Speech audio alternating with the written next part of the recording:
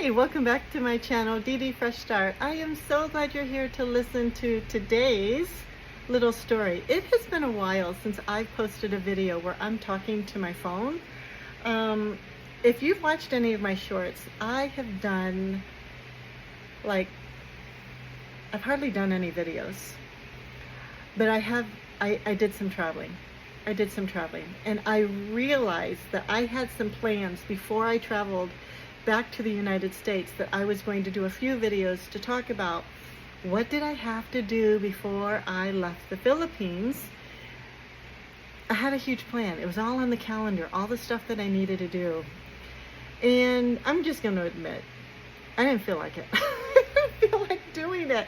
I had all the time in the world, but I was just so busy preparing for this trip that even though if I had the time to do it, I didn't have the mental energy to do a video to talk about all the stuff that I needed to do to be able to leave the country. So how is it that I have the energy now? I don't know. I don't know how I have the energy now. It could be just partly because I'm motivated. I now have 1,000 subscribers, which should not be the only motivating factor, but I have wanted to share a few things about the preparation for leaving the country.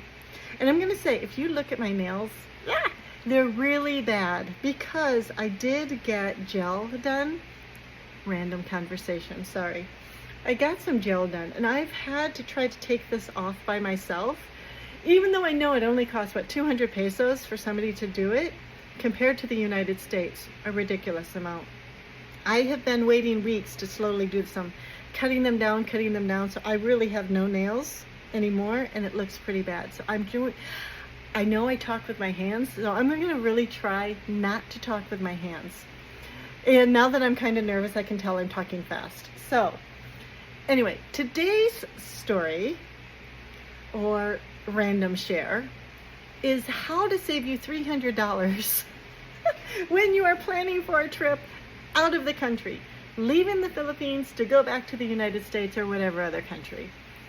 So back in November, it really was October 2023, when my husband and I bought our tickets to leave the United States to go to the Philippines. And when we filled out all of the little info, you know, your first name, your middle name, your last name, and all of the other stuff to buy the tickets, no big deal.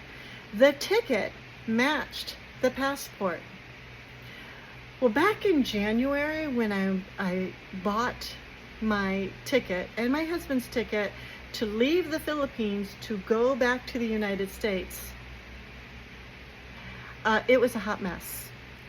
I almost got charged $300 to fix this. And I have been meaning to share this since January, but again, I didn't have the energy to do it. But I'm sharing it now. The point is, I'm sharing it now. So anyway, I'm going to use my grandma's name in honor of my grandma, because the anniversary of her death is coming up, and I just want to use her name and have her name out there, out in the universe, that I'm thinking of her. So my grandma's name was Betty Jean Martin, and I'm using her name because this is how you can avoid being charged $300 to fix your airline ticket. So pretend I am getting a plane ticket for my grandma. First name, Betty. Middle name, Jean. Last name, Martin.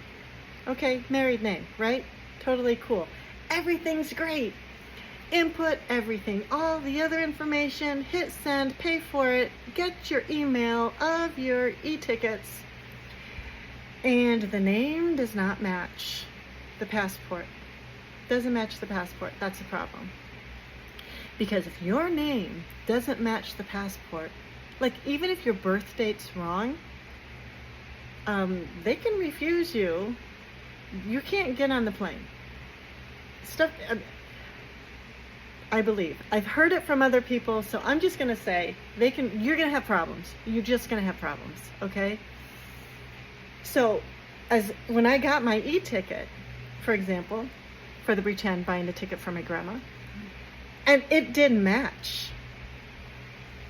First thing I did was call the airline and talk to a rep. Now, I'm not going to say the rep's name. Not so much. I could say the rep's name, but I can't remember. I'd have to look back into my notes. But I'm not going to say the airline that I used, because this could be any airline, to be honest with you. Any airline. So when I did the same thing, just like what I did October 2023, purchasing my tickets in the United States to leave the United States to the Philippines. The same thing I did in January 2025 to purchase my tickets to leave the Philippines to go back to the United States. Same thing, first name, middle name, last name, no big deal. But the name on my airline ticket did not match the passport. So going back to using my grandma's name on this, telling the rep, this doesn't match. I need this fixed. Oh, no problem. I can fix it. The rep is fixing it. So the next thing they say, I'm going to charge you $300. What?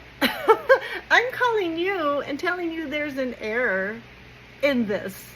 It's like, yeah, but because I'm fixing that error, it's going to cost you $300. Why is it costing me $300? Because in the Philippines, when you put in your middle name, that's your mother's last name. Okay, so for example, my grandma's name, Betty Jean Martin. Her maiden name was Filkins. So for me to correctly get this done, it would have been, if it was a Filipino name, first name, Betty Jean, middle name, Filkins, last name, Martin. The problem is that still wouldn't match her passport. So for me to make sure this matches the passport, it needs to be first name, Betty Jean, middle name, don't put anything, last name, surname, Martin. Then it should match, the e-ticket should match the passport. That's what the rep told me.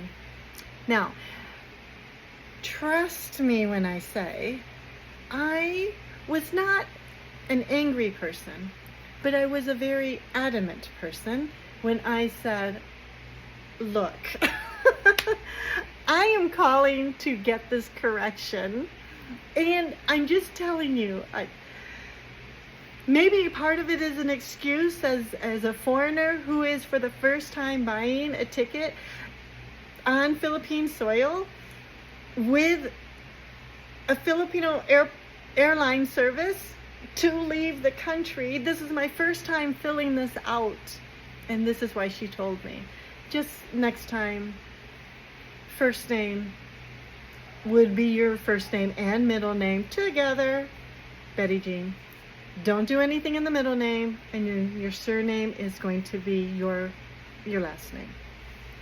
And it's interesting because I think that also happened with my phone number account. When I have Smart, and on my other phone I'm going to get Globe. But for my Smart, they still have my first name and middle name that counts as my first name to them.